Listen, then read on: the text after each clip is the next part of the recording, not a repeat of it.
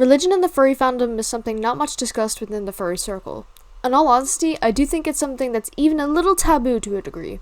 Mainly, I think it's due to the fact that the fandom is predominantly LGBT, and many Christian groups and other religious groups try to prohibit LGBT rights or endanger those who identify as LGBTQ, or just are straight up homophobic or transphobic from what they've been taught, which some furries are a part of, which is just fandom suicide. But I do want to talk about this as one, I do think a lot of Christian furries get a bad rep from these toxic Christians, as I've labeled them, and two, I'm an atheistic Satanist.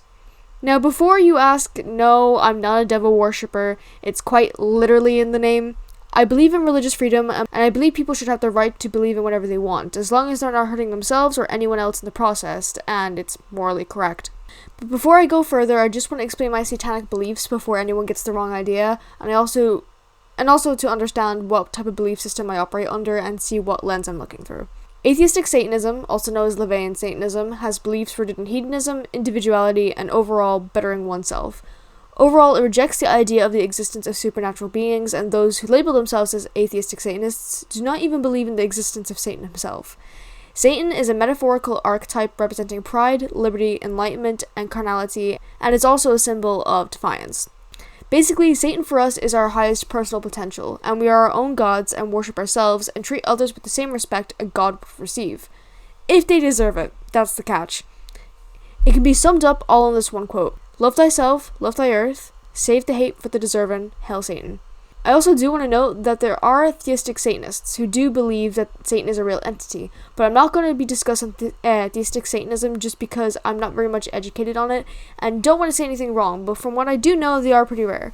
If someone says they're a Satanist, most likely they're an atheistic or Levian Satanist, and if you're not sure, there's no harm in asking. There's 9 satanic sins, that being stupidity, pretentiousness.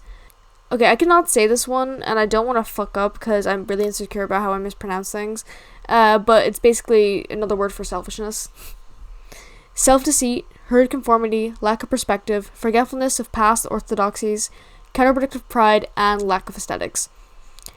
Yes, you've heard that correctly. If you don't have style, you're committing a sin.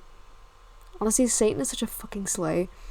There's also the 7 tenets, which can be summed up in be nice and empathetic towards others, justice is necessary against harmful laws, you have control and authority over your own body, freedom of others should be respected, the belief in science should not be distorted, and we should be held accountable if we make a mistake, and we're not invincible and should do what we can to rectify them. Every tenet is a guiding principle to inspire nobility, an action to be compassionate, and inspire wisdom and justice in each other and in ourselves.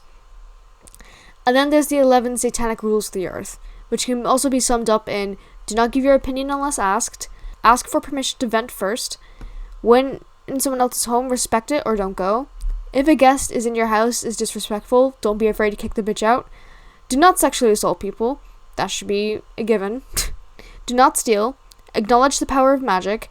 Okay, so magic in satanic terms is different. We don't literally mean magic like supernaturally. Magic is oneself, the power of truth, psychology, and oneself. Do not complain about things you can fix. Do not harm kids. Do not kill animals unless it's for food or self-defense. And do not bother anyone unless provoked. And don't let them stand in your way. It's okay, so now that I got the explanation out of the way, let's get back to what I was discussing. Religion in the furry fandom. This might be a controversial video.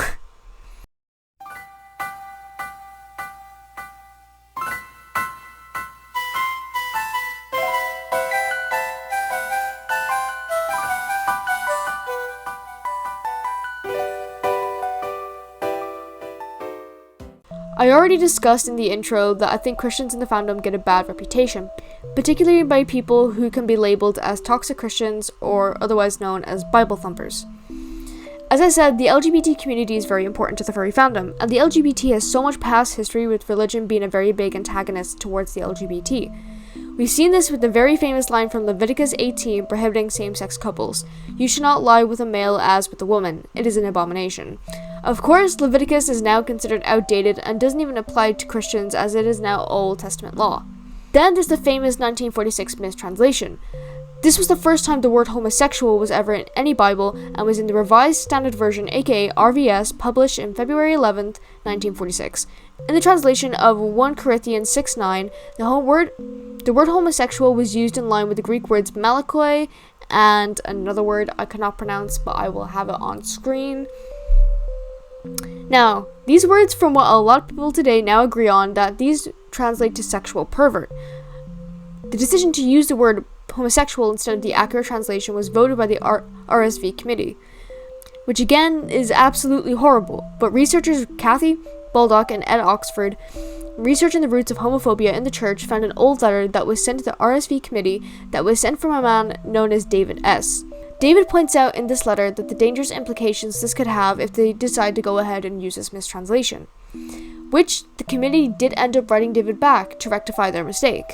But this republished version wasn't published until 1971, 25 years after the initial RSV would be published, and by then, the damage was already done, with this mistranslation being used in other biblical texts.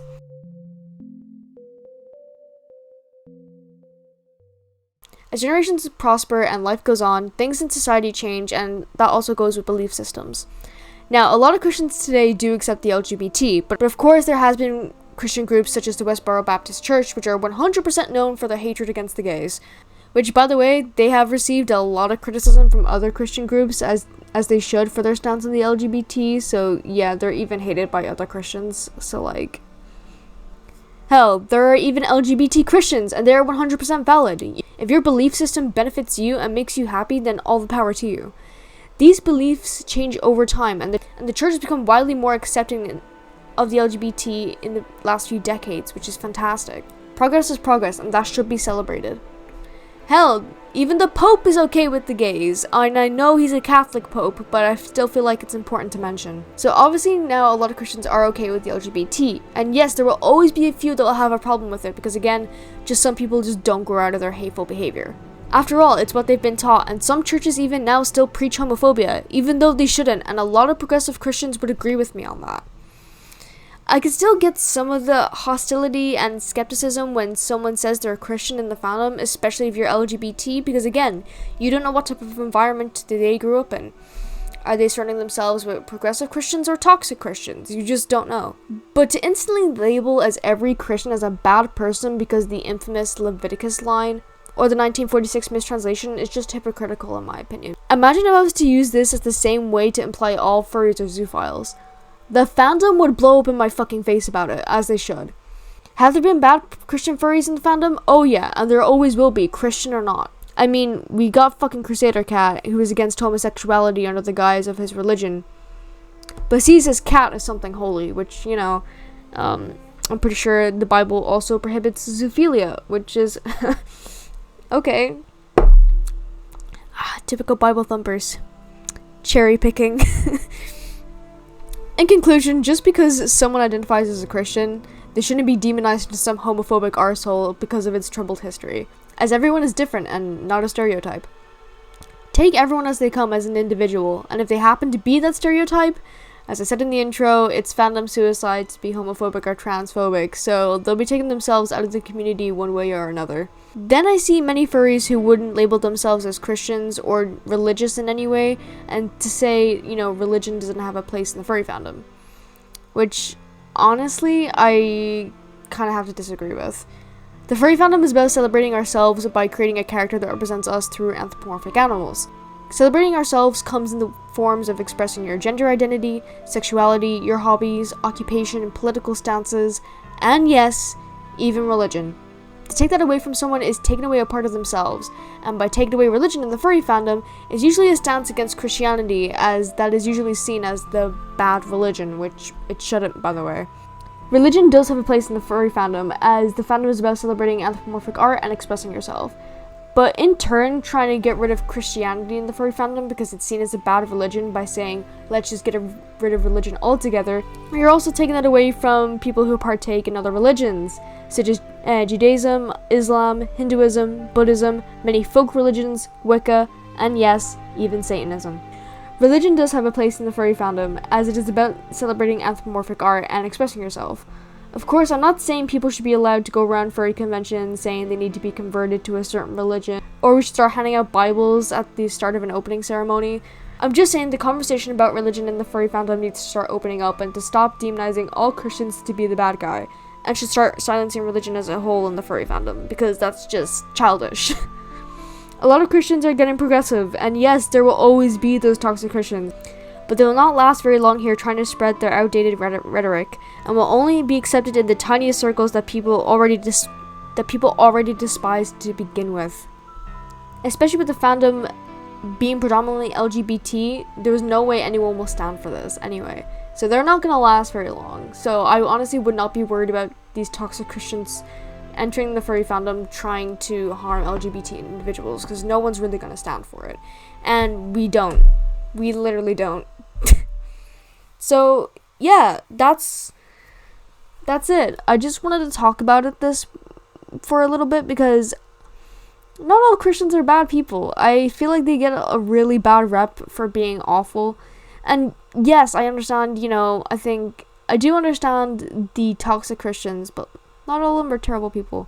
So I just wanted to defend the good Christians, because yes, you're out there. I know a few. You guys are cool. And hell, some of you, respect me being a Satanist, which is great, because some people don't. So, because some people see me as a devil worshiper, so, yeah, which I'm not. So, I am literally my own god. I am a god. So, yeah, I am a god! Yeah, that's literally it. I hope you guys enjoyed this video. And yeah, I'm happy to be back, and see you guys later.